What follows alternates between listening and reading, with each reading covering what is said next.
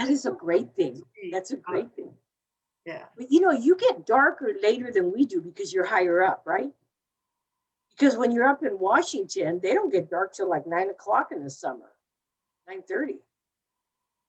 Oh, Unless I was on drugs while I was up there, but it seemed like it took a long time for the sun to set.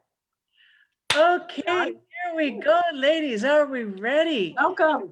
Yes. This is episode, get this, number 10 of Compassionate Chingonas Speak. And I'm here with my favorite Chingonas, Lorraine and Jennie. And Okay. we are just so happy that we made it through 10 episodes. So we actually had something planned for today, but guess what? One of our viewers gave us a special request. So we're nimble, we pivoted. So we decided to take the topic that one of our viewers gave us. So today, our topic is how to let go of something and transition in a new something with grace. So, what that means to me is change management. How do you deal with change management? And I like to say in life, we're only guaranteed three things. One, we're all going to pay taxes, right, ladies? We have to pay The 14th. taxes. Number two, unfortunately, we're all going to die at some point. We have a limited period of time on this earth, so everybody is going to make their transition at some point. Nobody gets out of that. And then the third thing, we're all going to experience change in our life. That's just part of life. Everything in life is temporary. And when you start understanding that everything is temporary, it's easier to deal with change. Now, when I look at change, I feel there's two types of change. Change that we initiate, maybe we decide to move to a new house or a new location. Maybe we decide to divorce our spouse. We can initiate change. That's one type of change. And the other type of change is change that happens to us that we don't have any control over. And that's usually the most difficult change to deal with. And believe me, I've experienced that type of change in my life as well.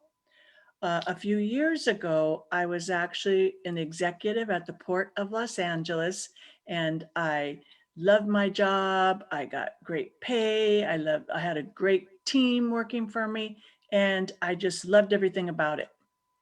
Then, literally, from one minute to the next, the executive director called me into the office and said, "You're out of here. You're gone." So by the time I got back to my office, people were packing up my stuff and saying, "Okay, you're done." Well, it wasn't just me, it was the whole executive team.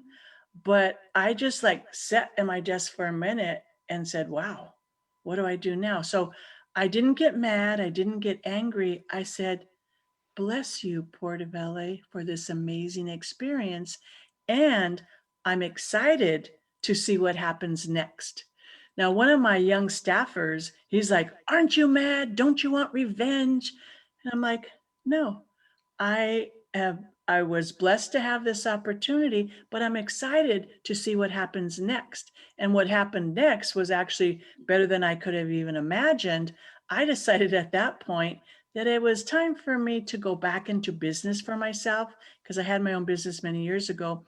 And I realized that I want to, own my life and be in charge. So I opened up a very successful executive coaching business, which I would have never done without that change of being let go from that very amazing job. So sometimes in life, when change happens to us, it's because there's something better waiting on the other side. We just can't see it at the time. So remember, everything's temporary. And when we talk about change, it could be with people, places, things. There's all kinds of change, constant change. And the more you're able to adapt the change to the change, the happier you're going to be. And with that, I am going to turn it over to Jennie Estrada. Jennie, take it away. I don't want to change. Just kidding. I think that, as you did say, change affects everything that we do, whether we own it, we don't own it, whether it's a personal matter or a working matter or changing where you live. We're always in change. Sometimes we get real comfortable in a position that we think is forever. And, like Cynthia, you're today, gone tomorrow. And that was like, whoa, that was a quick one. And that happens with personal relationships also. Sometimes we just get complacent, or we just think, oh, this is okay. Okay is okay. Okay is not great. So I think we have to not be afraid, because with change, it's most of the time it's to the unknown, right? So then we get a little nervous about, well, I know how this thing feels right here, but I certainly don't know how it's going to feel over there on that side. We have to learn to trust ourselves. And sometimes we're going to make some decisions that are like immediate because we have to. But I think at that point is we have to go back to the point where that we trust ourselves and that we're grounded. And we're not stupid people. You're not going to, hopefully, knock on wood, you're not going to do something that's so ridiculous that it's going to put you in jeopardy. And if you do, then you are living like a fool to begin with. So you need to be careful on the choices that you make. And sometimes the choices are put like right in front of you, and you have, it's now or nothing. And so sometimes you just have to pick up your big girl panties, pick them up and say, okay, I'll do that next thing. And don't be afraid. Don't be afraid. Take the challenge, because you need to believe in yourself, and you need to believe in the things that you really love. Starting with yourself. Always with yourself. You take care of yourself. That's like you go on a plane, you got a kid with you, and the plane starts to take a nosedive. They say, take the air first and then give it to the little kid after. There's a reason for that. And that's how you should start everything. I don't mean that you need to be selfish, but you need to start with yourself first, because if you can't take care of yourself, you cannot give that responsibility to somebody else. So you take care of your own changes, and you may make a mistake a few times. That's what we call life. And change is change, and it'll always be here. So now I'm going to graciously give this over to Lorraine, because she's just going to button up this little chat that we're having.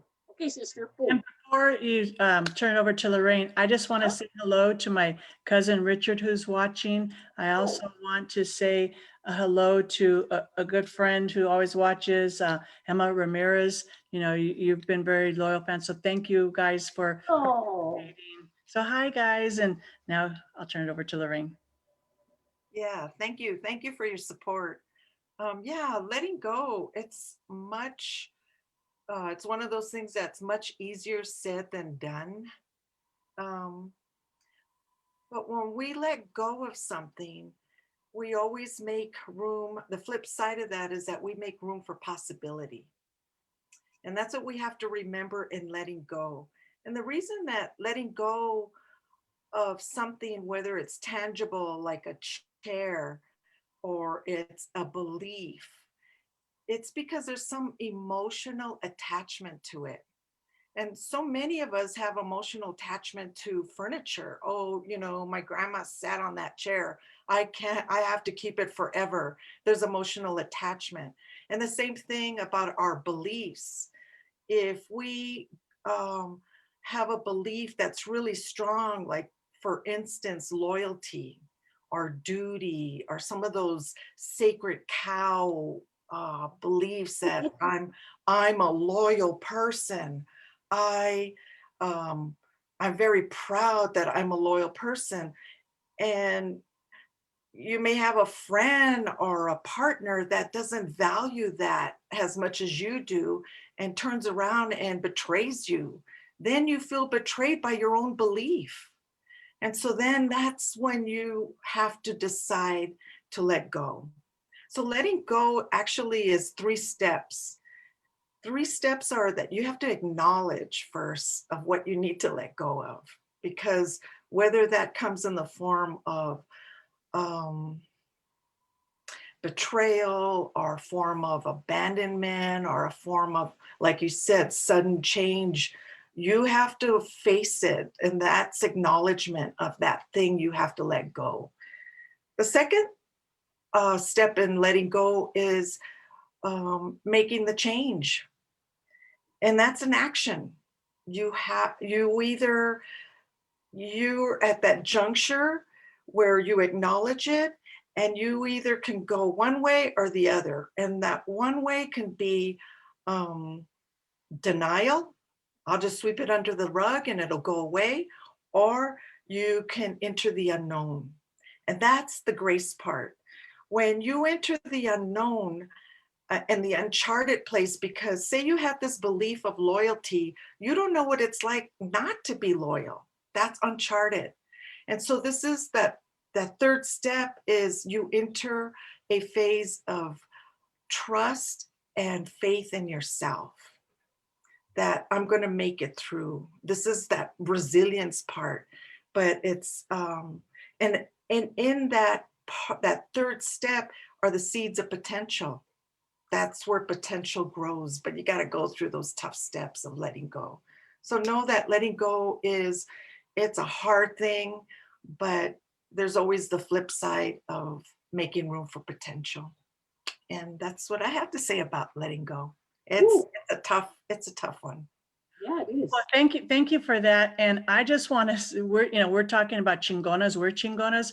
I want to say hello to one of our fellow Chingonas, Emiliana. Hey, Emiliana, thank you for tuning in. I know you've been so supportive, and I know you're a Chingona. So you can join us again next week. We're here Tuesdays at 6 o'clock live on Facebook. And from the bottom of my heart, I just want to say thank you. Go out there, be a chingona. And yes, guys can be chingonas too. Yeah. My cousin Richard, he's a chingona. So thank you so much. And until next week, stay safe and have a fabulous week. Mask up and get your shot.